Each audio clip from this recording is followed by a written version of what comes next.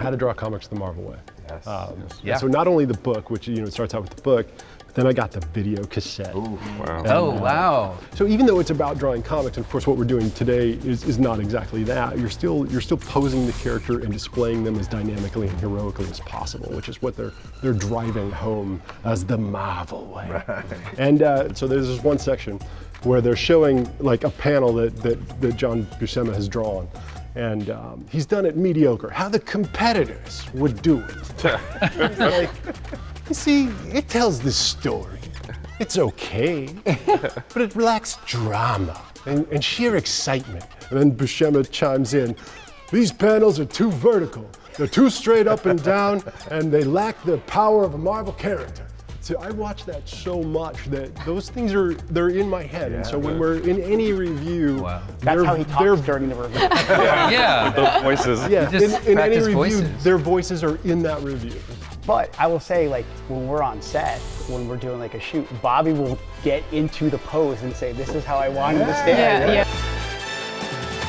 Kemp, what was it like for you, who didn't work on the first film, what was it like for you to join that team?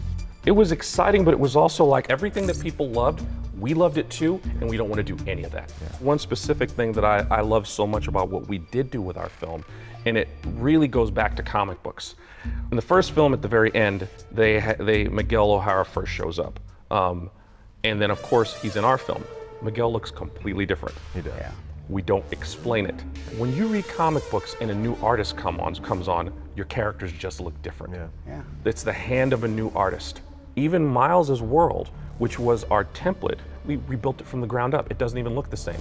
It's our version of it. But that's what you love about, telling these stories and bringing on new creative voices. You want it to feel different. Yeah. And I think That's how you get the best comics, right? And Phil and Chris are fantastic at allowing that to happen. They bring new voices in and they let those voices be heard.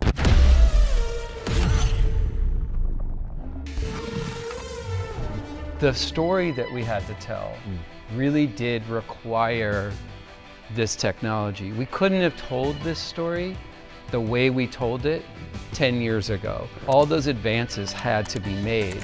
You had to invent Blender, you had to invent Rebel, you had to invent all these different software packages, and we had to have geniuses at Sony Pictures Imageworks who've been like writing code and shaders for like decades to rig something as complicated as Olivia Octavius's, sort of tentacles that were like these soft robotics, that are sort of pulsing and breathing the whole time. I mean, there's thousands of rig points that the animators were controlling there. It was almost like technology, for the first time, wasn't our limitation. Right. All of our creative challenges were story. Yeah. Like we had these really complicated things like explain the web of life and destiny. This is all of us, all of our lives woven together in a beautiful web of life and destiny. The Spider-Verse. Spider-Verse? Oh, that's stupid. It's called the Arachno-Humanoid Polymultiverse, which sounds stupid too, I guess. I started in games 24 years ago, and what you could do was incredibly limited. You were lucky if an animated character had fingers. If you look at that and then you kind of look at where we are now, I mean, just coming from Spider-Man 1 to Spider-Man 2, the leap is still pretty incredible. Like the speed with which we can move through the environment. The environment is ray traced, even if you're over the top of New York. These things are incredible works of art, and the fact that they run in real time and get lit with ray tracing and real time shadows, it's just ridiculously awesome. It's just stunning what people far more talented than me have enabled us to be able to play around with and just, make it the Marvel way or whatever. But I mean, without them, there's none of this. For me, I've spent at least, almost 5 years, I guess, thinking about Venom and the symbiotes and how to, depict them. I looked at the comics and I looked at all the various depictions of the symbiotes and Venom and even the tentacles, and I was pretty impressed because once you dig really deep into it, you'll see that the style and the way that all the artists have interpreted these characters and the materials is very different. Sometimes the tentacles are really fine and smooth and curvy, and other times they're very angular and they're very thick. And I think I've spent the last 8 months of productions just drawing tentacles. Tentacles animating, tentacles moving, tentacles wrapping around things.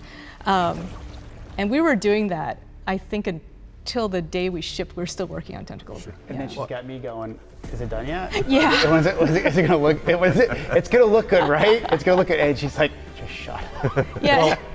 What I hope everyone noticed after the game out is how many people love your version of Venom. It's also one of the reasons why I was so petrified to get the character right. That's why we cast the voice of Venom last, because I was like, this is too much pressure. I remember working with one of our dialogue managers, and I was like, just what if it was like someone like Tony Todd, like a Tony Todd voice, not thinking we would ever get Tony.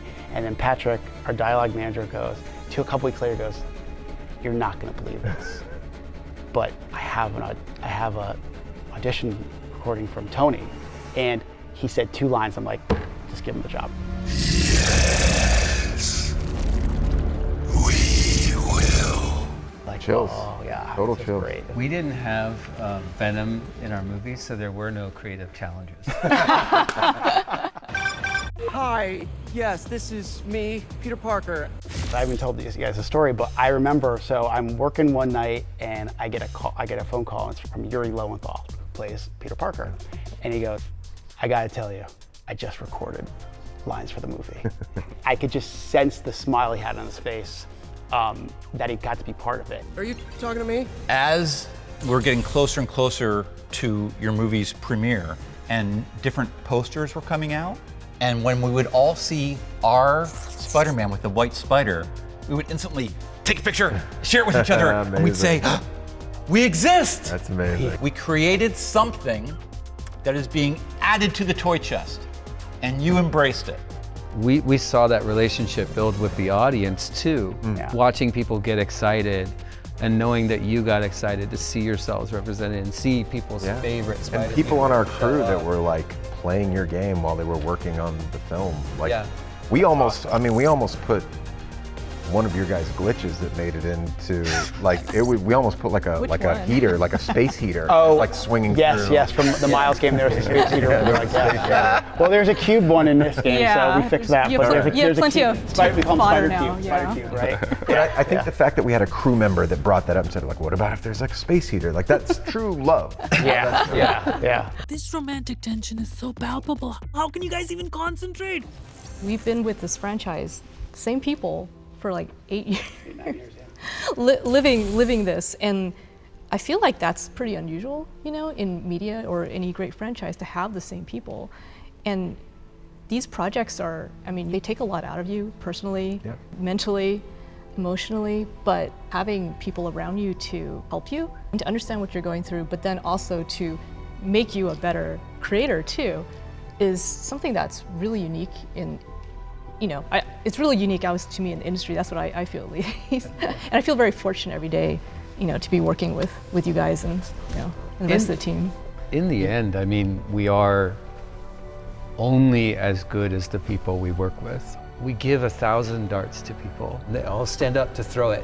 And our job is simply to just go, a little bit this way, a little bit that way. Okay, now let go. But honestly, they're the ones throwing the darts. They're the ones hitting the bullseyes. Yeah. They're the ones who make it possible even for us to see what's in our head. What I really don't think we set out, but ended up being, was that the Pete Miles relationship probably for me ended up being the strongest relationship in the game, because of how much their relationship evolves through some good times, but also some bad times, where it was Peter being there for Miles at the start, where Miles is more for Peter at the end, and they grow. And I think about my time in Insomniac and working with these two over here for now, 15 years and over 10 years with this one, and thinking about, I'm a better Insomniac and a better creative director because of these two. For me, the game represents what it feels like to be part of this team and this group. I spend as much time with them as I do my real family. They are my family. Yeah. I would stand in front of a bus for them, and I love how they've made a little kid's dreams come true. Beautiful.